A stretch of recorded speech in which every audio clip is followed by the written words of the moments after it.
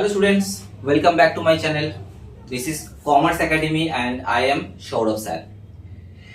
हम लोगों ने लास्ट 2 वीडियो जो रिसेंटली डाले हैं यूट्यूब में, उसमें हम लोगों ने पार्टनरशिप्स के बेसिक फंडामेंटल के कॉन्सेप्ट्स को क्लियर करवाया, जिसमें पहला वीडियो हम लोगों ने पीएल एप्रोप्रिएशन अकाउंट के बारे में डाले थे और दूसरा वीडियो हमने पार्टनर्स कैपिटल अकाउंट के बारे में डाले थे। ये जो था ये हम लोगों का पार्टनरशिप फंडामेंटल का मेन टॉपिक था। इसको छोड़ के भी इस चैप्टर्स में हम लोग और भी कुछ सीख सकते हैं, जिसके बारे में आज हम बताने वाले। तो ये मेरा इस चैप्टर का लास्ट वीडियो होगा। मैं आप लोगों से बोलता हूं कि अगर आप लोगों को ये वीडियो समझ में आ रहा होगा, चैप्टर्स के बारे में अगर आपको समझना है और भी कुछ जानकारी चाहिए, तो आप दिए हुए नंबर में हम लोगों के साथ कांटेक्ट कर सकते हैं। अगर आपको ये वीडियो अच्छा लगता है हम लोगों का, तो आप उसको लाइक जरूर कीजिएगा, सब्सक्राइब जरूर कीजिएगा और कमेंट कर दीजिएगा, ठीक है। तो आज स्टार्ट करते हैं हम लोग वीडियो का पार्ट नंबर 3, जिसमें हम लोग जानेंगे कि इंटरेस्ट ऑन कैपिटल को कैसे कैलकुलेट किया जाता है, इंटरेस्ट ऑन ड्रॉइंग्स को कैसे कैलकुलेट किया जाता है, पास्ट एडजस्टमेंट्स को कैसे रेक्टिफाई किया जाता है। इस तरह के बारे में कुछ जानकारी हम लोग सीखेंगे। तो हमने जाने थे कि फर्स्ट वीडियो में कि हम लोगों का जो प्रॉफिट होता है, हम लोग उस प्रॉफिट को छोटे छोटे टुकड़ों में बांटते हैं और वो छोटा छोटा टुकड़ा हम लोग क्या करते हैं, पार्टनर्स में डिस्ट्रीब्यूट करते हैं। पहला टुकड़ा का नाम आ रहा था इंटरेस्ट ऑन कैपिटल, यानी कि आप जितना कैपिटल दोगे आपको उस कैपिटल के ऊपर उतना का इंटरेस्ट मिलेगा। तो जितना कैपिटल आप दोगे उतना आपको इंटरेस्ट मिलेगा। जिसका ज्यादा कैपिटल उसको ज्यादा इंटरेस्ट मिलेगा, जिसका कम कैपिटल उसको कम इंटरेस्ट मिलेगा। एक एग्जांपल लेते हैं कि भाई मिस्टर ए का कैपिटल था 1 लाख रुपीस, और अगर हम चाहते हैं कि हम 10% का इंटरेस्ट उसको दे, तो हम क्या करेंगे, 1 लाख के ऊपर 10% कैलकुलेट कर लेंगे, जो कि 10,000 आता है, हम उसको इंटरेस्ट दे देंगे। बहुत इजी चीज है सर, इसमें समझाने का क्या है। देखो समझाने का इसमें यही है कि अगर कैपिटल फिक्स रहता है थ्रू आउट द ईयर, मतलब आप उसको चेंज नहीं करते हो, तो इंटरेस्ट कैलकुलेट करना बहुत इजी है। लेकिन अगर कैपिटल में चेंजेस आता है, यानी कि कैपिटल एडिशन होता है या कैपिटल विड्रॉ हो जाता है, तो उस केस में इंटरेस्ट का भी एडजस्टमेंट होता है। तो हम लोग आज एक एग्जांपल लेंगे, उस एग्जांपल के थ्रू देखेंगे कि इंटरेस्ट कैपिटल के ऊपर कैसे कैलकुलेट किया जाता है, ठीक है। फिक्स रहता है तो कोई प्रॉब्लम नहीं है, लेकिन अगर चेंज होता है, अप डाउन होता रहता है, यानी कि कभी प्लस होता है कभी माइनस होता है, सो इन दैट केस हम लोग क्या करते हैं, इंटरेस्ट को भी एडजस्ट करते हैं। तो मैं एक क्वेश्चन आप लोगों को सॉल्व करके दिखाता हूं। क्वेश्चन क्या है, एग्जाम्पल आपको सॉल्व करके दिखाता हूं। तो देखो मैंने यहाँ पे एक एग्जाम्पल लिखे हैं।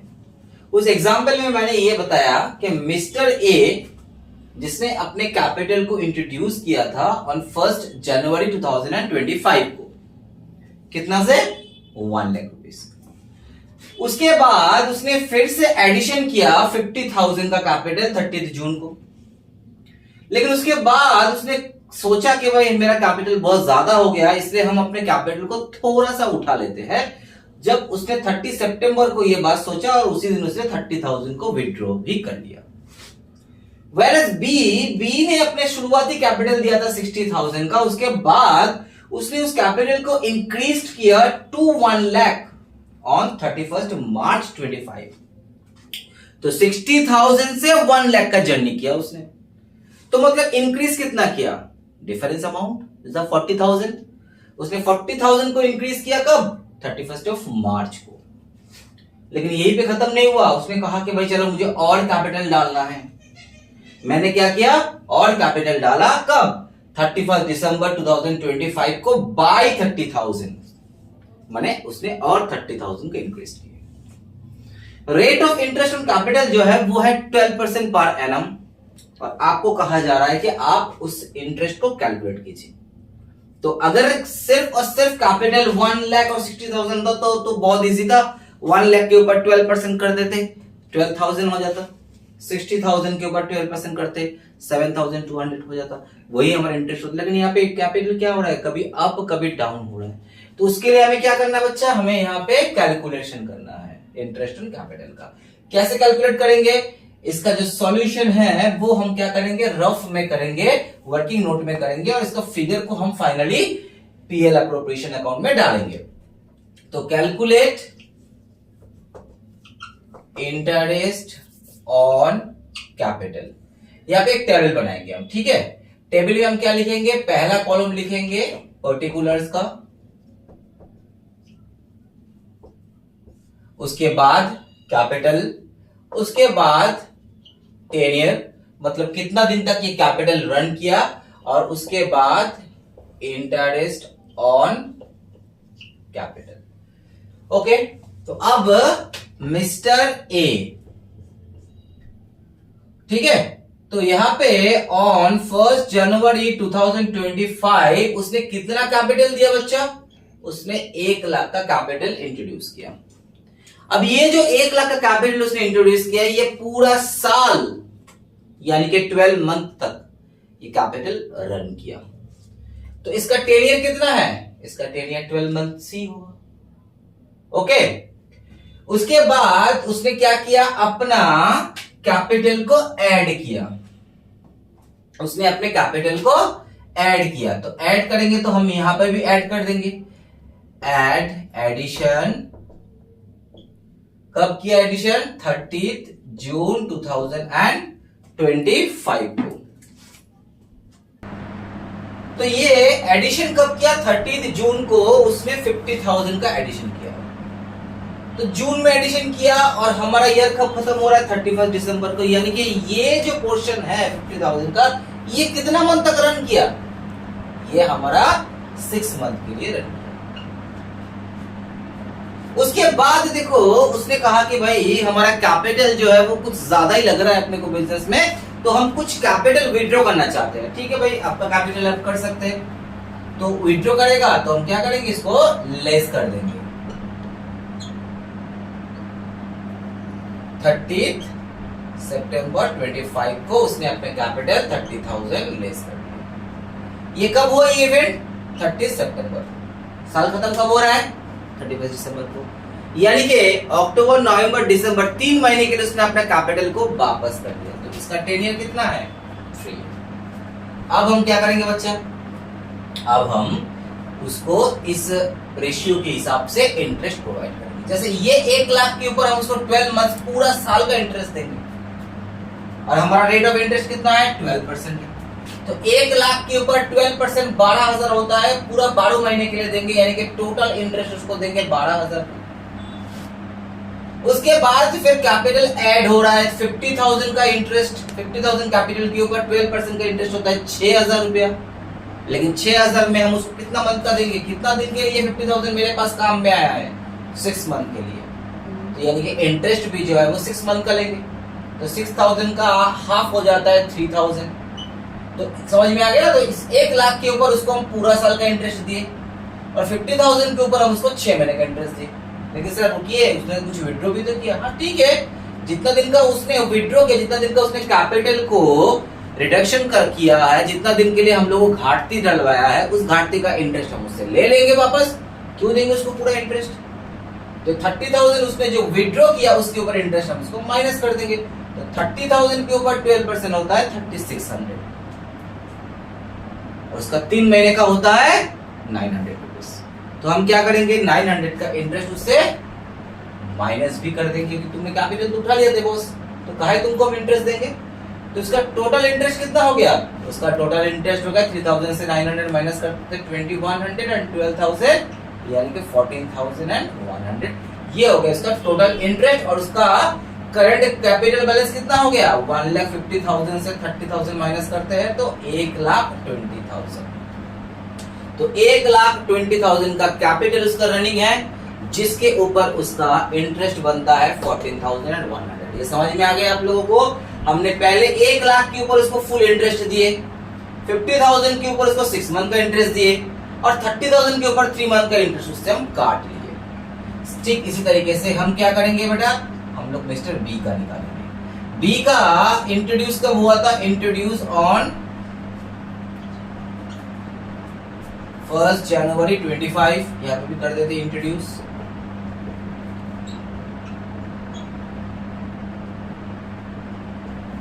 उसने इंट्रोड्यूस कितना किया था? उसने 60,000 का इंट्रोड्यूस किया था।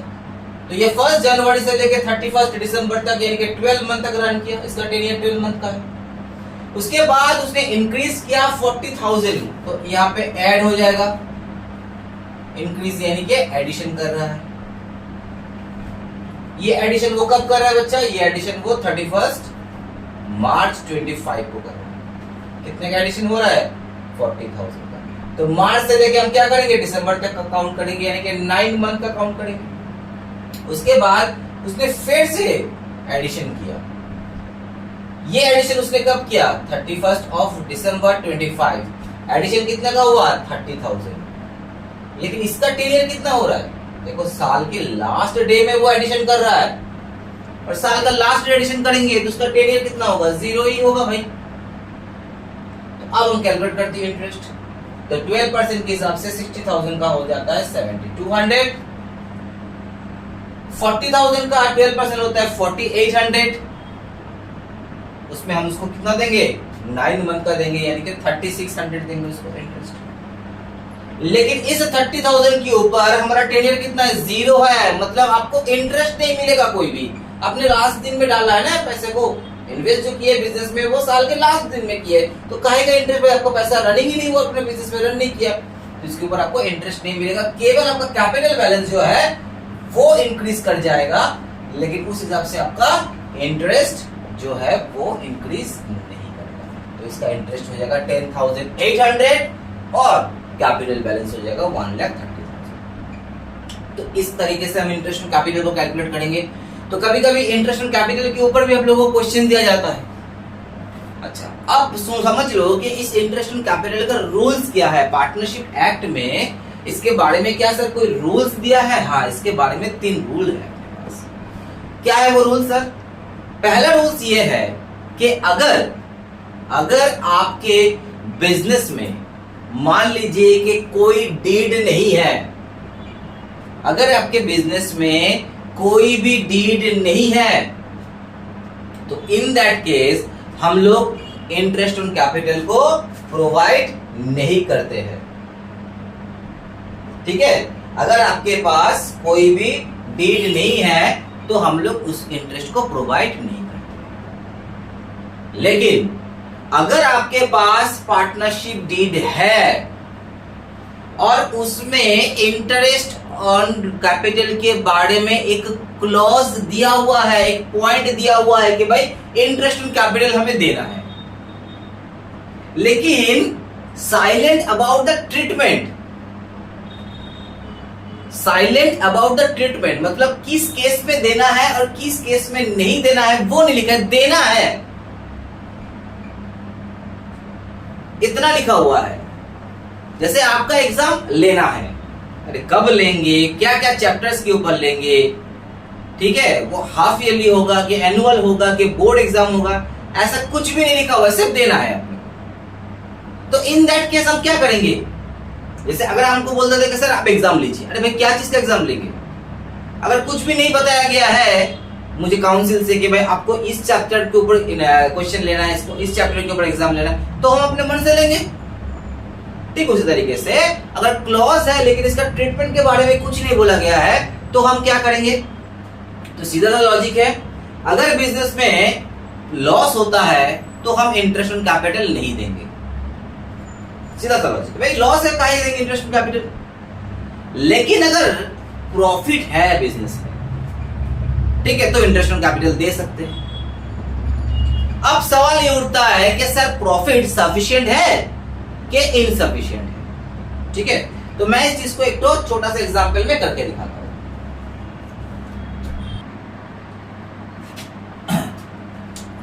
तो देखो मैंने यहां पे वो रूल्स को नोट डाउन किए, जहां पे मैंने देखो पहला लिखा है कि अगर हमारे पार्टनरशिप डीड नहीं है तो हम पार्टनर्स का इंटरेस्ट ऑन कैपिटल अलाउड नहीं करेंगे। पहला क्लास में, पहला लेक्चर में मैंने आपको बता दिए थे कि भाई डीड नहीं है तो इंटरेस्ट ऑन कैपिटल अलाउड नहीं है, ठीक। लेकिन अगर अपने पास डीड है और इस डीड में एक कॉलम है, उस कॉलम में ये क्लॉज लिखा हुआ है कि भाई आप इंटरेस्ट ऑन कैपिटल दे सकते हो, लेकिन कौन से सिचुएशन में दे सकते हैं, कौन सी सिचुएशन में आप ना कर सकते ये नहीं लिखा हुआ है, तो हम अपने मन से देंगे। और हम पे मन से मतलब क्या है, जो एक्ट कहता है, जो लीगल एक्ट कहता है वही हम करेंगे। उस केस में अगर हमारा लॉस है बिजनेस में तो हम इंटरेस्ट नहीं देंगे, भाई लॉस है कहां से दे हम। लेकिन अगर प्रॉफिट है तो प्रॉफिट का भी दो कंसिक्वेंसेस हो सकता है। क्या, अगर आपका प्रॉफिट सफिशिएंट है तो पूरा का पूरा इंटरेस्ट दो ना महाराज, क्या दिक्कत है। लेकिन अगर आपका प्रॉफिट सपोर्ट नहीं कर रहा है उतना तक तो आप पूरा इंटरेस्ट दे नहीं सकते हो। तो उस केस में जितना तक आपका प्रॉफिट आपको सपोर्ट करेगा आप उतना तक का इंटरेस्ट दे सकते हो। एक एग्जांपल देते हैं, जैसे मान लो कि ये हमारा एक पीएल अप्रोप्रिएशन है, ठीक है, जिसमें हमारा नेट प्रॉफिट है, मान लेते हैं कि 50,000, और हमारा जो इंटरेस्ट ऑन कैपिटल है मिस्टर ए का और मिस्टर बी का, हम मान लेते हैं कि ए का कैपिटल था 1 लाख, जिसके ऊपर 10% का इंटरेस्ट होता है यानी कि 10,000, और बी का कैपिटल है 2 लाख, जिसके ऊपर 10% का हिसाब होता है 20,000। तो 30,000 का इंटरेस्ट देना है और हमारे पास प्रॉफिट सफिशिएंट है, यानी कि हम लोग इस सिचुएशन में हैं, तो भाई ठीक है, तो आप 30,000 का इंटरेस्ट दे सकते हो। बैलेंस आप शेयर ऑफ प्रॉफिट बोल के इन दोनों में डिस्ट्रीब्यूट कर सकते हैं। ए और बी में 10,000 का अगर इक्वल रेशियो है तो 10,000 से हम इसको डिस्ट्रीब्यूट कर सकते हैं। तो ये एक सिचुएशन हो गया। लेकिन अगर मान लो कि हमारे पास प्रॉफिट सफिशिएंट नहीं है, हमारा इंटरेस्ट देना है अपने को 30,000, तो अगर ये सेम एग्जाम्पल को हम लेते हैं और हमें इंटरेस्ट देना है 30,000, और मान लो कि हमारे पास बाय नेट प्रॉफिट है केवल 20,000, मतलब प्रॉफिट आपका सफिशिएंट नहीं है। 20 नहीं करते, इसको 24,000 कर देते हैं, कैलकुलेशन में इजी हो रहा है। तो हमारे पास प्रॉफिट है 24,000 का और हमको इंटरेस्ट देना है 10,000 और 20,000 यानी कि 30,000, क्योंकि कैपिटल जो है वो 1 लाख ए का है और 2 लाख बी का है। तो हम बोलेंगे भाई हमारे पास तो प्रॉफिट ही नहीं है उतना कि आपको इंटरेस्ट दे दे, तो ठीक है। तो हम लोग इस सिचुएशन में है जहां पे हमारा प्रॉफिट सफिशिएंट नहीं है, तो कहा जा रहा है कि अगर आपका प्रॉफिट सफिशिएंट नहीं है तो आप क्या करोगे, आपका जितना तक का प्रॉफिट है आपको सपोर्ट दे रहा है to the extend of the profit, जितना तक आपका प्रॉफिट एक्सटेंशन है उतना तक के आप इंटरेस्ट दे सकते हो। मतलब मैक्स टू मैक्स हम इंटरेस्ट यहाँ पे कितना दे सकते हैं, मैक्स टू मैक्स हम दे सकते हैं 24,000 का ही इंटरेस्ट। तो हम यहाँ पे to interest on capital max to max कितना देंगे बच्चों, 24,000 को, क्योंकि हमारे पास 24,000 का ही प्रॉफिट है। तो अब बताओ ये 24,000 हम लोग किस हिसाब से ए को देंगे, किस हिसाब से बी को देंगे। इसका शेयर ऑफ प्रॉफिट रेशियो है इक्वल, तो कैसे 12,000 दे दे, बिल्कुल नहीं। हम आपको दे रहे हैं प्रॉफिट ही, लेकिन क्या नाम से दे रहे हैं, इंटरेस्ट ऑन कैपिटल। अगर हम इसको इक्वल बांटेंगे तो बी नाराज हो जाएगा, बी बोलेगा क्यों भाई इक्वल क्यों दिए, तो आप इसको इंटरेस्ट ऑन कैपिटल क्यों बोले, इसको शेयर ऑफ प्रॉफिट बोलिए ना। मेरा कैपिटल ज्यादा है तो मुझे ज्यादा मिलना चाहिए, मतलब बिल्कुल सही बात है।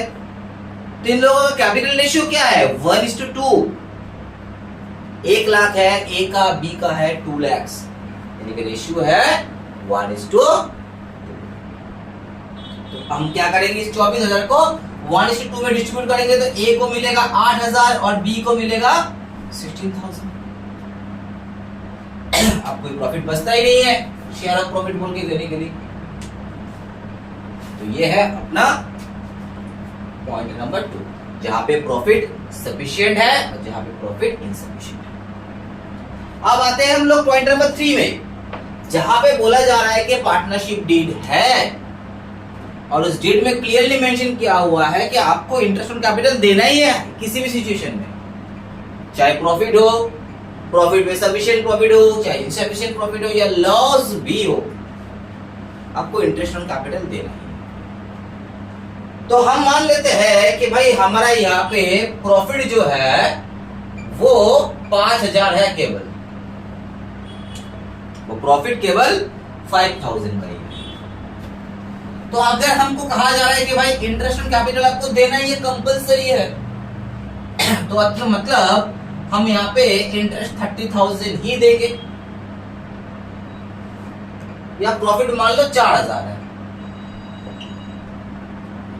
तो इंटरेस्ट हमें 30,000 ही देना पड़ेगा। तो अगर हम 4000 का प्रॉफिट में 30,000 का इंटरेस्ट देते हैं तो क्या हमारे पास शेयर ऑफ प्रॉफिट बचता है? बिल्कुल नहीं सर, उल्टा लॉस हो जा रहा है आपको। यानी कि अब शेयर ऑफ प्रॉफिट नहीं आएगा, उसके बदले में आ जाएगा बाय शेयर ऑफ लॉस 26,000 का। मतलब अब आपको प्रॉफिट नहीं मिलेगा लेकिन लॉस मिलेगा, जिससे हम इक्वली बांट देंगे।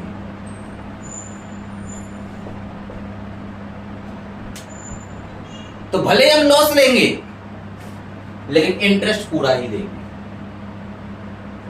इंटरेस्ट अपने को पूरा देना है, भले ही लॉस क्यों ना हो जाए, लॉस ही डिस्ट्रीब्यूट करेंगे। तो ये है पूरा concept of interest on capital के बारे में। ठीक है, अब हम लोग आपको सिखाएंगे इंटरेस्ट ऑन ड्रॉइंग्स के बारे में।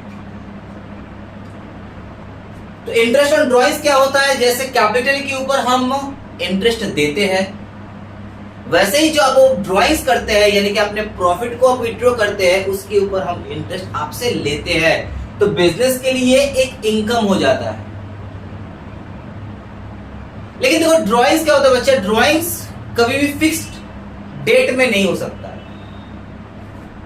कोई चाहता है कि भाई हम ड्रॉइंग्स को मंथली बेसिस में करें, कोई चाहता है कि भाई मंथली बेसिस में करें, छोटा छोटा अमाउंट मिलेगा, उससे अच्छा है क्वार्टरली बेसिस में करें, 3-3 महीने छोड़ छोड़ के। कोई चाहता है कि हम 6 महीने छोड़ छोड़ के करेंगे, और कोई चाहता है कि भाई हम पूरा साल का एक साथ ड्रॉ करेंगे। तो सबका अलग अलग कैलकुलेशन होगा। तो उसके लिए हम लोग क्या करते हैं, फॉर्मूला को अप्लाई करते हैं और उस फॉर्मूला के थ्रू हम लोग इंटरेस्ट ऑन ड्रॉइंग्स को कैलकुलेट करते हैं। तो वो फॉर्मूला मैं आपको स्क्रीन में दिखा देता हूं कि उसका क्या क्या फॉर्मूला आता है।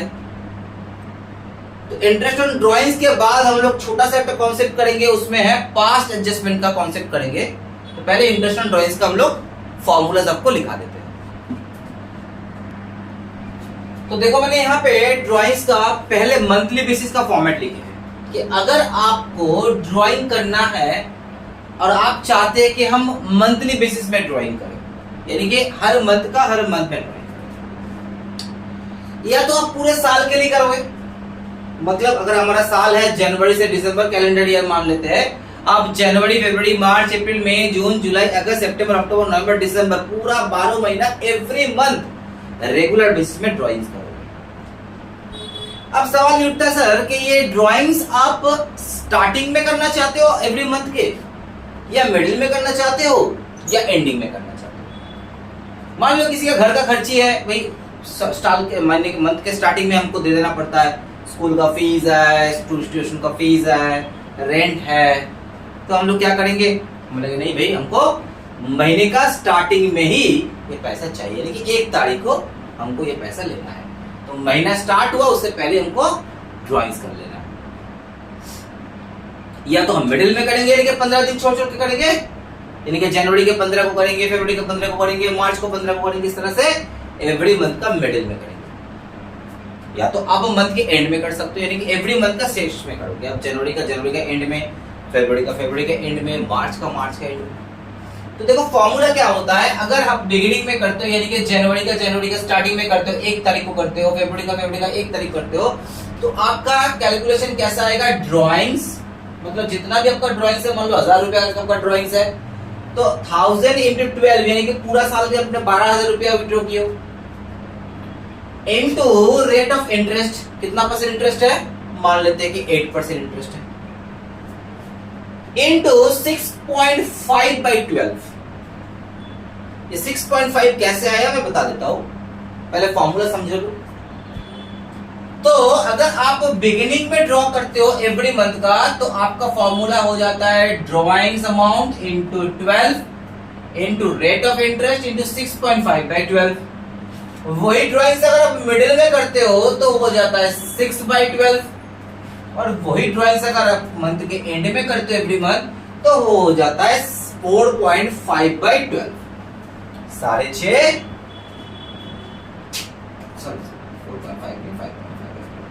6.5 6 और 5.5।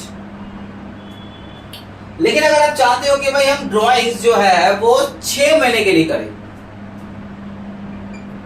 ठीक है, आपको 6 महीने के लिए ड्राइंग करने को, पूरा साल नहीं करना है, तो आपका इंटरेस्ट कैसे कैलकुलेट होगा, drawings into 6, drawings into 6 into rate of interest into 3.5 by 12। और अगर आप मिडिल में करते हो तो ये हो जाएगा 3 बाई 12, और अगर आप एंड में करते हो तो 2.5 बाई 12। तो ये 6 महीने आप कभी भी ले सकते हो, आप जैन से जून तक ले सकते हो, फरवरी से जुलाई तक ले सकते हो, मार्च से अगस्त तक ले सकते हो, अप्रैल से सितंबर तक ले सकते हो, कोई भी 6 महीने आपको लेना है। लेकिन हम ड्राइंग्स पूरा साल भर बैठ के नहीं करेंगे, केवल 6 महीने के लिए करेंगे। अब आते हैं हम लोग इस एक्सप्लेनेशन में कि ये 6.5 6 या 5.5 इस तरह का फिगर क्यों आ रहा है। एक्चुअली प्रोडक्टिव मेथड में कहा जाता है कि इंटरेस्ट को आपको कैसे कैलकुलेट करना है, बच्चे समझ लो, आपको एवरेज लेना है।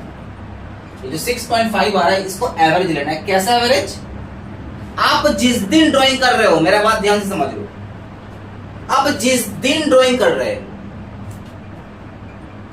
उस दिन से लेके आपका साल खत्म होने में कितना महीना बचता है। अगर आप मान लो पूरा 1 साल के लिए ड्राइंग कर रहे हो और आपने जनवरी का 1 तारीख ड्राइंग की, तो आपका जो पहला ड्राइंग है, आपका जो पहला ड्राइंग्स है वो जनवरी का 1 तारीख को है। तो 1 तारीख को ड्राइंग्स कर लेने के बाद आपके पास इस साल खत्म होने में कितना मंथ बचता है, 12 महीना बचता है। आपके पास 12 महीना बचता है। उसके साथ आप ऐड करोगे लास्ट मंथ ड्राइंग करने के बाद कितना महीना बचता है, पहला मंथ के ड्राइंग्स के बाद कितना महीना बचता है, लास्ट मंथ के ड्राइंग के बाद कितना महीना बचता है। तो अगर हम लोग ले लेते हैं कि पहला मंथ के ड्राइंग्स के बाद हमारे पास 12 मंथ बचता है, और लास्ट मंथ के ड्राइंग भी अब क्या करोगे, दिसंबर के स्टार्टिंग में ही कर लोगे, 1 तारीख को कर लोगे, तो 1 तारीख को ड्राइंग्स करने के बाद आपके पास इस दिसंबर मंथ का पूरा महीना बच जाता है। तो 12 प्लस 1 इसका आप एवरेज लोगे तो आ जाता है 6.5। इसे हम कहते हैं प्रोडक्टिव मेथड। सेम उसी तरीके से अगर इस 6 का हमें ब्रेकअप करना है, तो अब ये ड्राइंग्स कब कर रहे हो, पहला ड्राइंग्स अब कब कर रहे हो, जनवरी के 15 तारीख को, यानी कि 15 दिन बीत जाने के बाद, यानी कि ड्राइंग्स पहला ड्राइंग्स करने के बाद आपके पास केवल 11.5 महीना बचता है, यानी कि 11.5 मंथ बचता है। और लास्ट ड्राइंग्स बेटा आप कब कर रहे हो, लास्ट ड्राइंग्स आप कर रहे हो दिसंबर के 15 तारीख को, यानी कि उस ड्राइंग्स के बाद भी आपके पास 15 दिन बचता है, यानी कि आधा महीना बचता है। तो 11.5 प्लस 0.5 इसको एवरेज करते हैं तो 6 आ जाता है। सेम उसी तरीके से ये 5.5 आपका कैसे आया, आपने पहला ड्राइंग्स कब किया, आपने पहला ड्राइंग्स किए जनवरी के एंड में, यानी कि पहला ड्राइंग्स के बाद आपके पास कितना महीना बचता है, 1 महीने के एंड में आपने किए, तो उसके बाद आपके पास केवल 11 महीना बचता है, ठीक है। और लास्ट ड्राइंग्स आपने कब किए, दिसंबर का 31 तारीख को, यानी कि कोई भी महीना आपका पास बचता नहीं है। तो 11 प्लस 0 डिवाइडेड बाई 2 यानी कि आपका हो गया 5.5। तो देखो 6.5 6.5 के एक्सप्लेनेशन आ गया। अगर इसी तरीके से इसको भी लेते हैं तो ये आप 6 महीने के लिए कर रहे हो, आपको ये पूरा साल कैलकुलेट नहीं करना है, केवल 6 महीने कैलकुलेट करना है। तो हम मान लेते हैं कि आप पहले जनवरी से जून तक ही करोगे, तो जनवरी का 1 तारीख के बाद आपके पास कितना महीना बचता है? आपके पास पूरा का पूरा 6 महीना बच जाता है। और लास्ट ड्राइंग आप कब कर रहे हो? जून का 1 तारीख। उसके बाद आपके पास कितना महीना बचता है? पूरा 1 महीना। तो यानी कि इसका एवरेज करते हैं तो 3.5। सेम अगर हम लोग मिडिल में करते हैं तो 6.5 की जगह हमारे पास 5.5 महीना बचता है, और उधर से हमारे पास आधा महीना बचता है। तो इसको एवरेज करोगे तो आ जाता है आपका 3।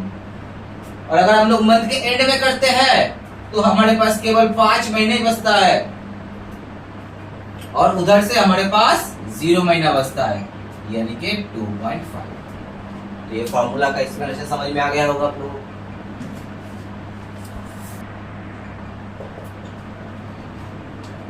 अब देखो, अगर हम लोग ड्राइंग्स को क्वार्टरली बेसिस में करते हैं, क्वार्टरली क्या लिएंगे? आपका एवरी 3 मंथ छोड़ छोड़। तो साल में कितना क्वार्टर आता है? 4 क्वार्टर आता है।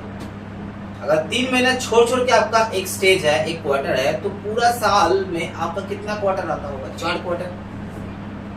तो आप चाहते हैं कि आप ड्राइंग्स को क्वार्टरली बेसिस में करेंगे, उसमें भी बिगिनिंग मिडिल एंडिंग हो सकता है। जैसे हम मान लेते हैं कि जनवरी फरवरी मार्च ये एक क्वार्टर है। आप चाहते हैं कि इन पूरा 3 महीने का पैसा आप एक ही साथ ड्रॉ करोगे और जनवरी के 1 तारीख को करोगे, कोई बात नहीं कर सकते।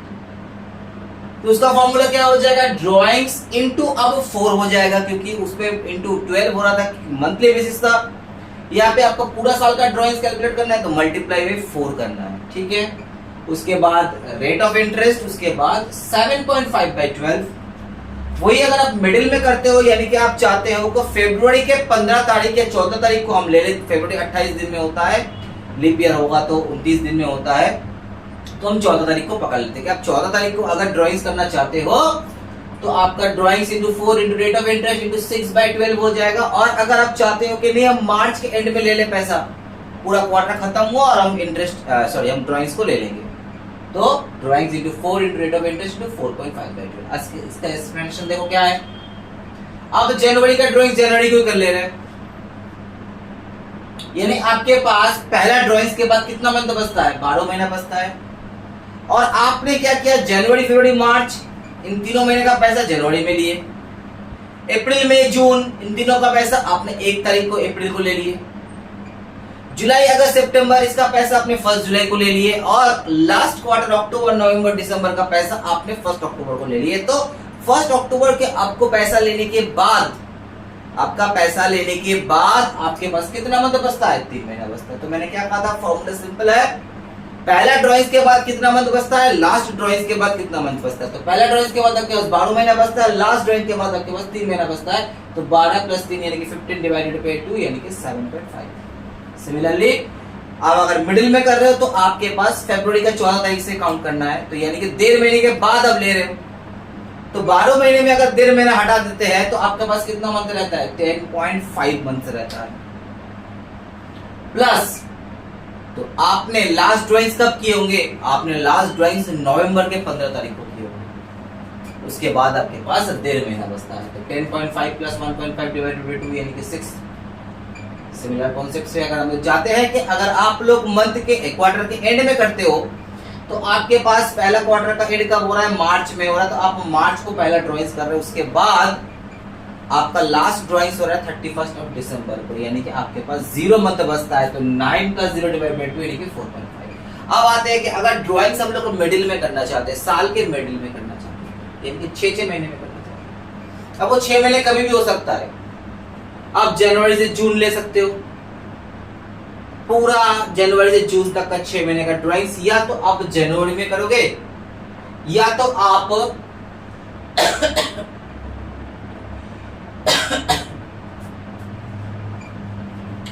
या तो आप जनवरी का 1 तारीख को करोगे पूरा 6 महीने का ड्राइंग्स,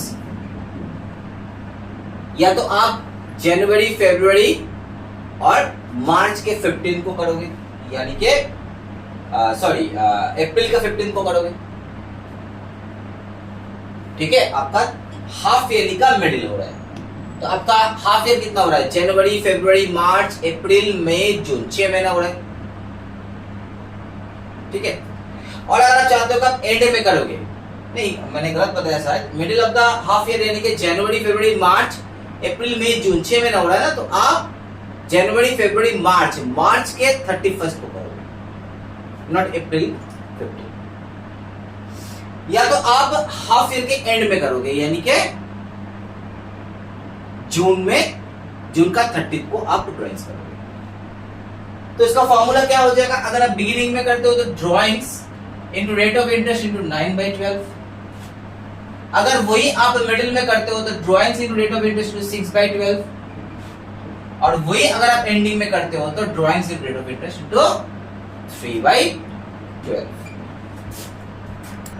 तो देखो, अगर ड्राइंग्स एनुअल बेसिस में होता है, मंथली कर लिए, क्वार्टरली कर लिए, हाफ ईयरली कर लिए, अब आता है एनुअल बेसिस में, यानी कि साल में आप ड्राइंग करोगे एक बार। अगर आपके पास ड्राइंग्स का डेट गिवन है, यानी कि आप किस मंथ में ड्राइंग को कर रहे हो, ये अगर आपके पास गिवन है, तो हम क्या करेंगे? वो ड्राइंग्स को लाएंगे। मान लो कि आपने 10,000 को ड्रॉ किए हो, कब किए हो? यानी 30 जून को आपने किए हो, बोल दिया 30 सितंबर को। तो 10,000 in rate of interest into rest of the month, जो हमारा मंथ रिमेनिंग बच जाता है। आपने सितंबर 30 को किया, यानी आपके पास अक्टूबर, नवंबर, दिसंबर 3 महीना बच जाता है, तो 3/12 कर देंगे। सीधा सही हिसाब, सिंपल। इस तरह से हम लोग इंटरेस्ट को कैलकुलेट करते हैं। लेकिन अगर आपके पास कोई डेट नहीं गिवन है तो हम क्या करेंगे? उसको 6 मंथ का इंटरेस्ट कंसीडर करेंगे एक टेंटेटिव बेसिस पे। तो फॉर्मूला क्या हो जाएगा? Drawings into rate of interest into 6/12। हम लोग एज्यूम कर लेंगे कि भाई वो 6 महीने में ड्राइंग्स को कर रहा है। तो यहां तक जो भी हम समझाए वो था इंटरेस्ट ऑन कैपिटल के ऊपर कॉन्सेप्ट्स और इंटरेस्ट ऑन ड्राइंग्स के ऊपर कॉन्सेप्ट्स। बस इस चैप्टर का एक छोटा सा चीज रह जाता है, और वो है पास्ट प्रॉफिट एडजस्टमेंट्स या पास्ट कैपिटल एडजस्टमेंट्स। क्या होता है वो?